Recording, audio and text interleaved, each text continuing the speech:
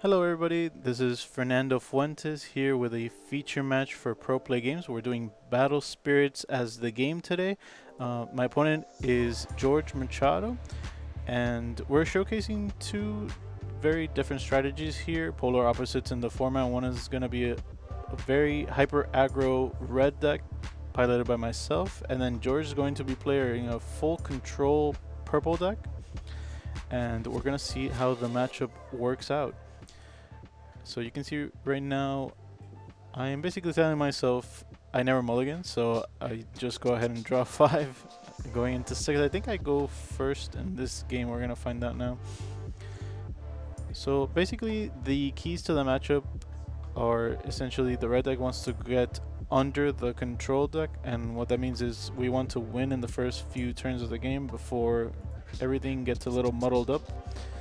The purple deck excels at slowing the game down, and so we're gonna try to see if we can get through all the removal creatures and spells that George has. So here I go ahead and start with the Fierce Core, and I actually believe that this was going to be a pretty strong opening against what George is doing, but he actually shows me a card that I was not aware of before, and it actually ends up being a little bit of a blowout as early as turn 1. And here's the Earth Spider Demon. If you guys are not playing this card, I definitely suggest you pick a few copies up. It's just really good in the early game. So he goes ahead and strips one of the cores, which my Gora only had one, so it goes ahead and gets automatically destroyed. And at the same time, the spider gives me one extra core from the attack, but again, it gets rid of all my pressure. So here I go, just making sure what it does. I definitely got wrecked, so yes. And now let's see if I can use that extra core in order to summon a few of my cards here. I do right now believe that, so what I'm trying to do is essentially play as many zero-costed spirits as possible and only put one core on them, and then go into battle with as many eligible attackers as possible. So right now his life is 5, so ideally I get to play 6 cards in a single turn and just go for game, but my hand probably does not allow that right now. You have to draw pretty exceptional for that. So at this point, what I want to do is play as at least 2 cores on the cards that I have in play, just so that they don't get destroyed by the spider. So when alone in play, the lizard has 6k base because it's level 3. So I just want to make sure that I definitely play around as many cards as possible, and let's see if I actually do it. Definitely a learning game for the matchup, which is fine. You're gonna see me retract plays here and there just based on how I go along with learning the matchup. So here I go ahead and do something pretty good in my mind. I go ahead and give it as many cores as available so that it becomes a sticky threat. So right now it's 6,000 and it has 3 cores, but as purple does, it gets destroyed. Tapping it on my turn to attack ended up meaning that it can be destroyed by Beldegor, and this is something that purple excels at really well, punishing different lines of play. So you saw here that because I didn't want to have only one core on it, I dedicated a lot of my turn to putting cores on the card, and then it just got destroyed by a different type of removal effect, right? So purple punishes different lines of play depending on what the aggro player is playing around. So just something good that George did there to learn from.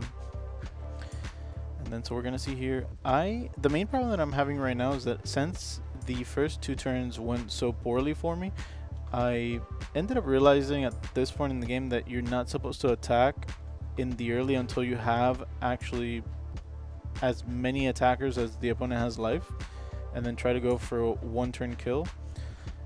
So here the reason you do that is because it helps having a few red cards in play in the early game so that you can get reduction on your cards. And right now I'm gonna try to go tall just to see if I can come back into the game and gain a little bit of momentum. So you see here that I give 4 cores to my eagle, and at the same time I don't tap it so that it doesn't fall to another Beldegor. So here you're going to see It's actually a really key card in the matchup. It's gonna draw 2 and then draw 2 more if my opponent activates an enter battlefield effect. And I'm hoping here that he plays one of the cards in his deck that just says draw. Purple has a lot of enter the battlefield draw effects, and then I'll be able to chain my own card off of that and then refuel a little bit. Unfortunately for me, he actually plays an attack drag in Dragonaga, but that is okay because eventually he'll use an enter the battlefield effect. So he goes ahead and attacks. He just wants to get in for a chip damage. He's debating right now. You see him thinking it's because he doesn't want to give me extra cores that I can use in an offensive play. But at the same time, he wants to get the game over with. And we'll see in a little bit why. But at the same time, my Eagle couldn't trade because his card had cores. So they would have both traded. And I want to keep as much board presence as possible. So I just let the attack go through. We talked about the games after the match, and it ended up happening that I thought I was the aggressor in the matchup, but I slowly began to learn that red just has just as good of a late game as purple, if not arguably better in some scenarios. And George was aware of this, so George was doing a good job of adding a little bit of pressure, just enough for me to not gain my bearing, but at the same time him being available to aggress me. So definitely a good balance from the side of George. Here you see me going as wide as possible because I've decided that the game has gone on too long and I want to end the game as soon as possible. So here I have 6 attackers to his 4 eligible blockers, and he's at 4 life. So ideally, if all my attacks go through, then I'll be the winner. So that's why I decided to go for the 1-turn kill on this turn, and giving the extra dawn to my Eagles, my extra cores, because I want to make sure that the strongest cards survive. So now I'm rearranging it, and actually now, if I'm remembering correctly, the reason I rearrange here is because I want all my cards to be 3000 base attack power, and that allows for some awkward blocking from the side of George. So I'm trying to go for game, but also get as much value from my attacks as possible while doing so.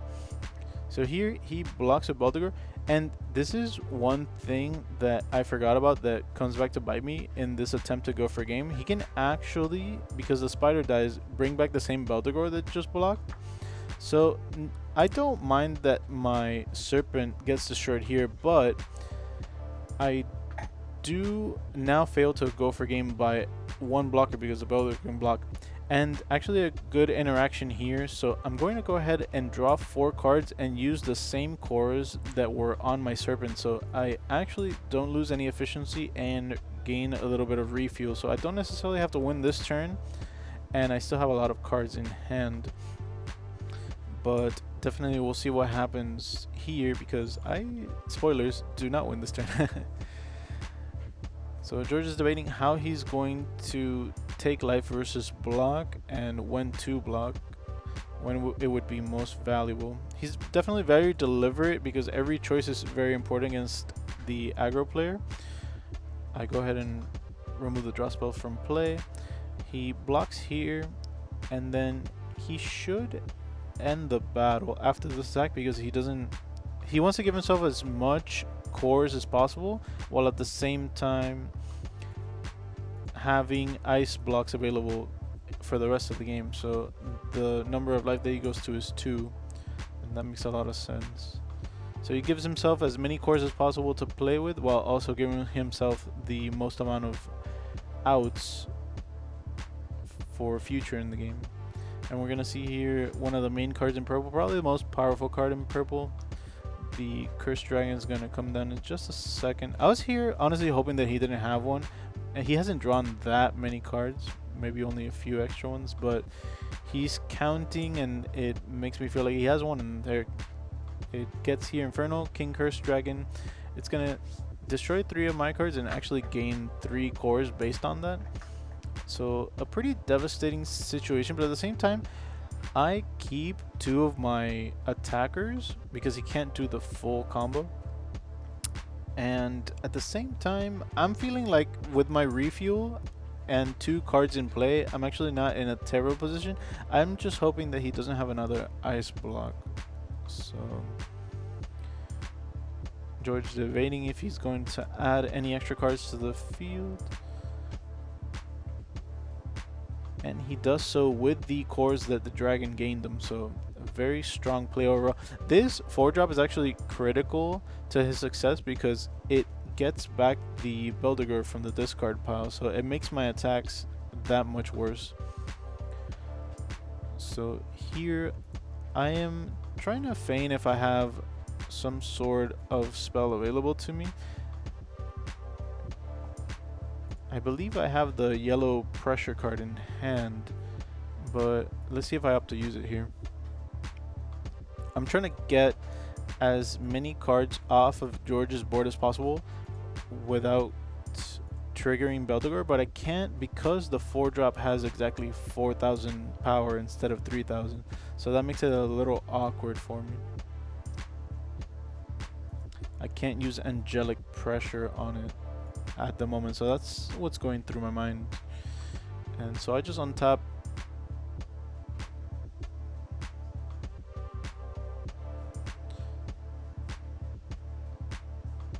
So here is effectively in my mind, I feel like the last turn of the game that I can use my attacks to my advantage, because from here I'm probably not going to get a better turn for attacks. George's board is just way too good, and I'll most likely just get lethal on the way back. So I'm going to try to go for an all-in here, and I just weigh the cards in my hand to see how I can best do that.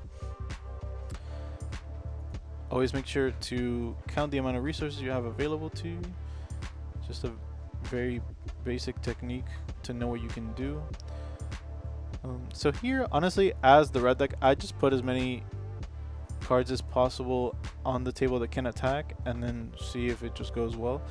I try to rearrange the cores that I have available to me so I can make the attacks from George's perspective as awkward as possible,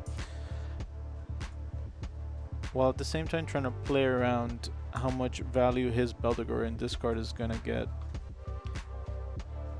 So here I played the Scorched Battlefield just to try to get a little bit more value. Instead of putting 1 core in each of my dudes, I instead just play the field, and it gives 1k AoE to all my guys. So it's a little bit more efficient that way. And here I just have 4 attacks. Face value, it feels like I can't get through George's board, but at the same time I have a removal spell, so if he doesn't block properly, maybe I can sneak in lethal. So that's what I'm debating right now. I'm making sure all my cores are assigned properly. The game is relatively new, just learning all the different attack stats on the cards. That's one thing that makes aggro decks a little difficult in this deck, just the core assigning for each of the different guys that are just statted differently. So here I trigger the plus 2000 attack. That's why I attack with him first, just to make him out of range of some removal in purple. And then he goes ahead and blocks with the largest dude. So here I'm thinking to myself, I wish that Angelic was minus 4k, but it's only minus 3k, sadly. And at the same time, I know that I don't have lethal, but I do want to force as many chump blocks as possible from the side of George to make sure that it makes it as hard as possible for him to have lethal on the way back.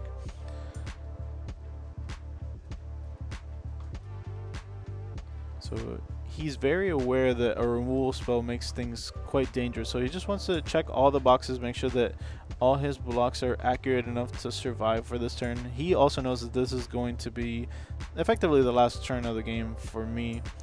His late game is going to take over after this one, so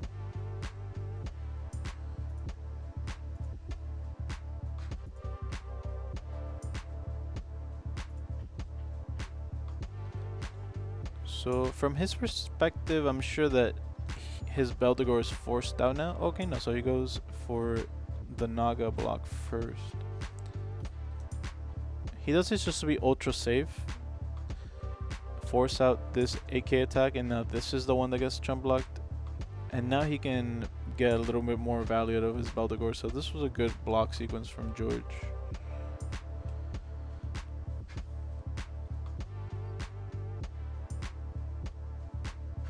This is something that you have to do sometimes, just even if the victory condition is assuming that your opponent has no cards in hand and hoping that he blocks improperly just based on hidden information from your side.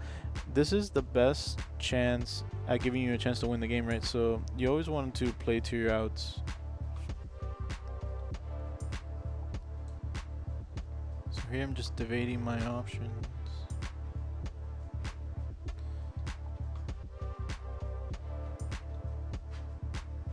Because he's blocked appropriately so far, my outs are pretty much non-existent at this point. But now I'm just trying to pretend that I have ice blocks in my hand, and then, you know, make him play around something like that.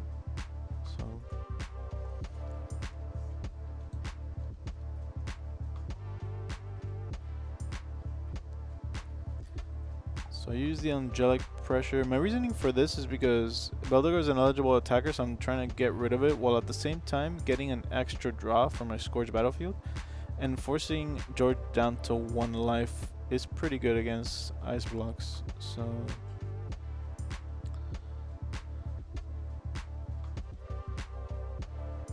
effectively this 1 draw could be something that keeps me alive from George's perspective. So just trying to give myself as many cards as possible.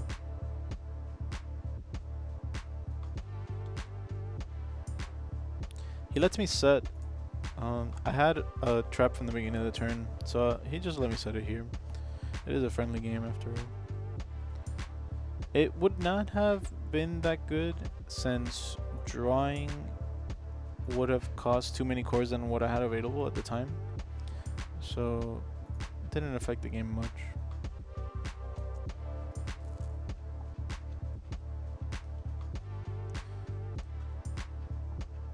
So we're just going through the motions here effectively, and I'm hoping that he debates basically on his turn to not go for game. It's always very dangerous to try to go for game at the wrong time against aggro, so I'm just trying to leverage my hidden information just to try to get another turn, even though I know that I'm pretty much dead on board. He doesn't know that, so I'm trying to at least feign some sort of strength from my hand. That's at least what's going through my head right now. So here I actually don't get to draw a card because I learned this after reading it. You need 2 cores on the field in order to draw from the combat damage. Definitely makes it a little bit worse in my mind, but just having the ability to draw extra cards in a game that looks a little different from this one, maybe a more muddled game, is definitely valuable. And the plus 1k for no core is the best part of the card. So here he just spits out a few dudes and then doesn't believe any of my bluffs, so he's definitely going for game here.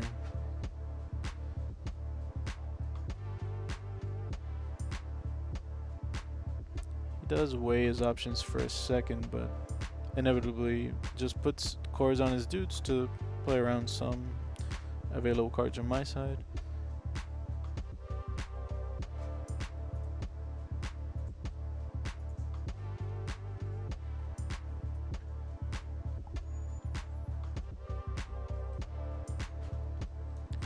He actually makes a play here that allows me to draw 4, and in doing so I could have gotten some outs maybe that are not in my deck but that exist, and either way here we just end up scooping it up.